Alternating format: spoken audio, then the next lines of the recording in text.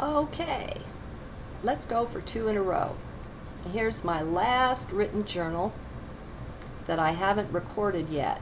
Now, this one was written on an Ascension day. A Mayan day was 13 storm, and today, which is 9/2, the Mayan day is 11. So we're at the very end of the Trecena. So what we'll see is things coming together. Now, the title on this is Mayan Ascension Days as Things Come Together. That was put on afterward, okay? I don't look at that and make that kind of a decision up front. These things get titled afterwards, just so you know. Okay, and it was written 8/22. So much has come together for me today that when I noticed it was an Ascension day or a day 13 in the Mayan calendar, I had to do a journal to capture and record at least some of it. It happens just too many times that I find things coming together for me in the last few days of the Trecena, and this just can't be coincidental. No way. So, if you find that things aren't coming together for you, or that they are, check for the Mayan calendar and see what it says. And you can always do that by, at the very top line of my transcript, I have a link for you that'll take you over to the Mayan calendar. And if you go to the bottom of the page that comes up, it'll give you a chance to enter in whatever day that you want to look at. But it'll always come up for you on the day that it is. All right, now, if things seem rather scattered and it's still early in the 13-day cycle, then just take that to be normal or appropriate. It's not a time of the coming together of conclusions. This happens more toward the end. It's uncanny how often you'll find your cycles and the Trecena cycles merging, showing the same sort of energy. You're likely much more in tune with the earth and the energies of life than your mind gives you credit for. We're all plugged in together, fractal style, and it shows once we start looking. Turning our focus inward on self has quite a lot of benefits, and many of them center around vision. Seeing things more and more clearly is a natural result of self-observation from heart. Gotta be centered, but of course. Besides, life is largely backwards, the way the mind sees it here anyway. We've got to give up a great deal of our reliance on the mind for making decisions concerning anything spiritual.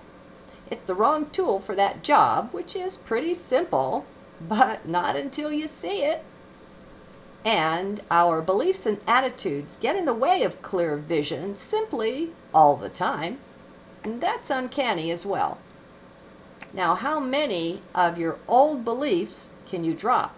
How well are you doing with that? It's a big part of taking our power back, you know.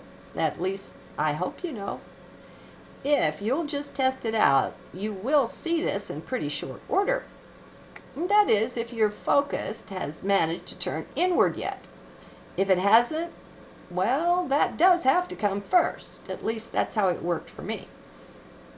I've been pretty down and out for this whole Trecena until these very last couple of days. And yesterday was pretty heavy too, just a little bit lighter. Yet things came together practically all day for me. I don't know when I'll get this journal recorded and posted, so you won't likely be able to look at it today. Well, duh. Still, do begin taking a glance at the Mayan date now and then. Let it show itself to you. Its power to sync up with the inflow of energies coming to us from cosmos. We're all plugged into these things, whether we know it or not. It's nice to find things that work, that click or resonate with us. They mirror back to us another aspect of self, of how things work. Instead of going to mind now to figure things out, we go more to intuition, instinct, and heart. We go more by sensing and feeling than thinking, and it really works out great. Now, it's hugely different, of course. Mind seemed so simple and straightforward, but that's because it was linear and limited. Heart is not. Instead, heart is infinite and eternal, completely unlimited in any way. You just have to stay out of mind, though, or you'll be tempted to put heart under mind, to keep mind in charge, and that won't work. It's not wrong or anything like that. Nothing is. It just won't work well. For a while, when we're coming into a heart way of living, things will seem confusing, maybe even chaotic. If you'll look closely at that, you may see that it's mind feeling uncomfortable with losing power and control over things. It's mind that's confused, not you. And this is a truly important distinction to make. Once you start doing it, once you learn to spot it, you'll be amazed at how consistently your troubles all spring from mind. Everything rests on being able to see it, though, on having clear vision. Just the way everything is linked up together fractally, so is your development. You're moving up in frequency and vibration, all linked up. As long as you keep returning to heart again and again, everything will come along in perfect order. Though that may not be clear at first, with hindsight, you can almost always see this. And I'll step out of the journal and say things are in perfect order anyway, it's just that unless you're in heart, you don't see it. Okay, it's time to learn to trust the self, to trust heart and intuition and your own inner guidance. This is also called taking your power back, so to do it empowers you more and more, day by day, now by now. Things get much simpler when we realize and accept that the now moment is all we're responsible for, and only self, not anyone or anything else.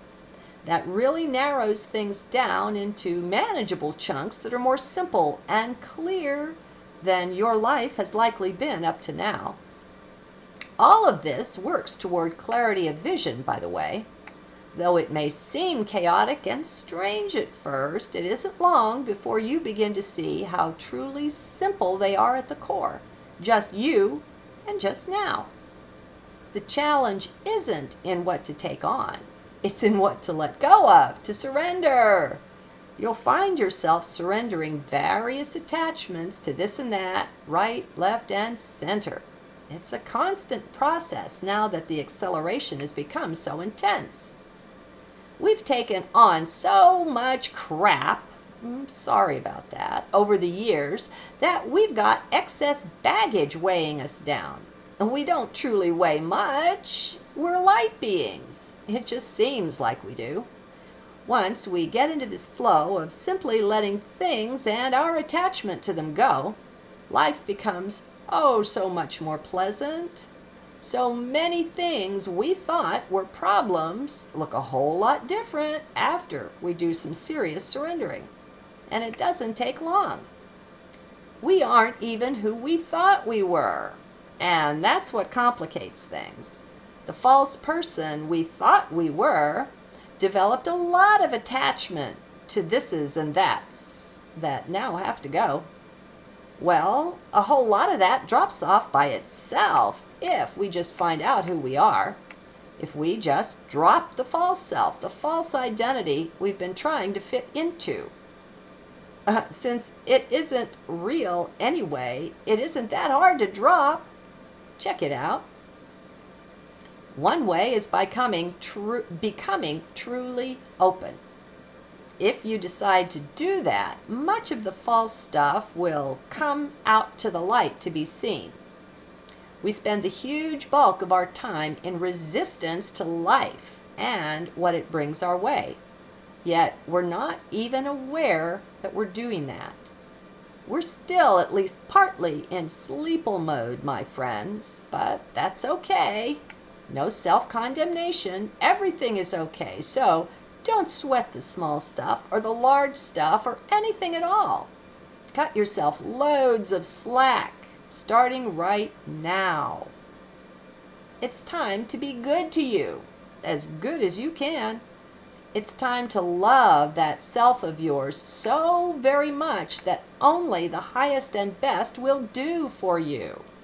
You deserve to be one with joy at all times, and you can be.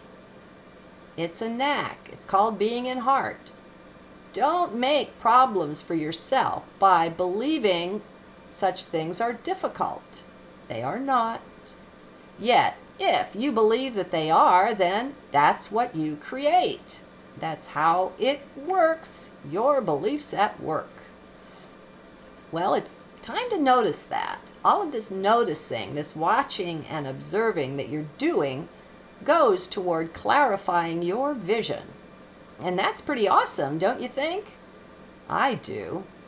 Our vision, our inner or spiritual vision, is one of our most precious attributes. We can use it to navigate out and away from most of the trouble spots, except for those we designed into our plan to help us out. As we get more and more surrendered to the flow, to what life brings, we watch our constant resistance to life just melt away. We find more acceptance inside now. We don't fight against what life brings our way. We get better at just going with the flow.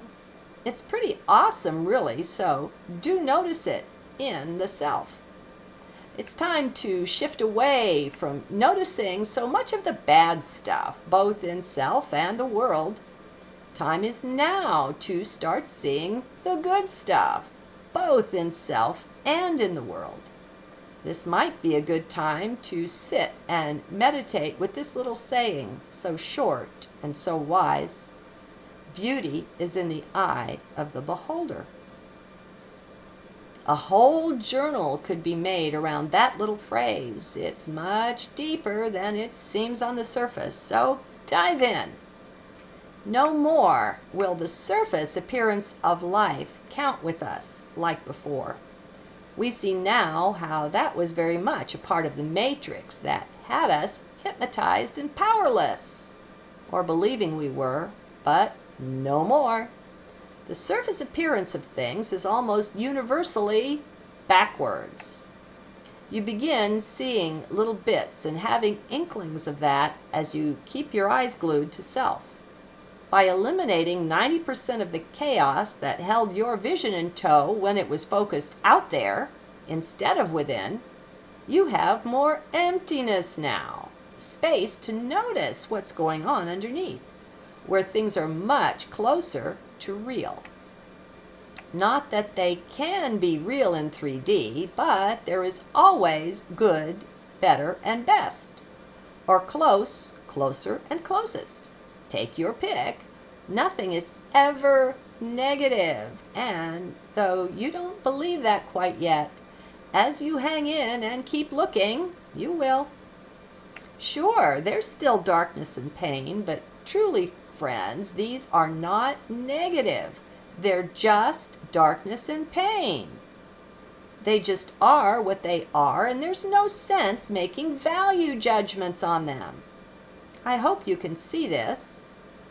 I also hope your sight, your vision, becomes a #1 thing with you, that you see just how critically important it is.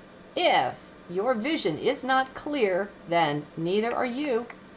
Remember, beauty is in your eye as you behold. It's not out there in what you're beholding. Take this in deep. Don't just skate on the surface of it. Dive down. Okay, believe it or not, nothing more comes, so here's another short one. Hopefully, a pick-me-up. I just love it when that kind of energy comes through. The other thing I love to watch being birthed is a message of empowerment. We really do become more somehow as we take back our power and in some pretty amazing ways. So, blessings, my friends. Remember, you have the right to follow your joy. That's what you're here for. Not something to set aside for recreation or a day off. It's an all-the-time thing. Take that one in. Joy is an all-the-time thing. What a great note to end on. Namaste.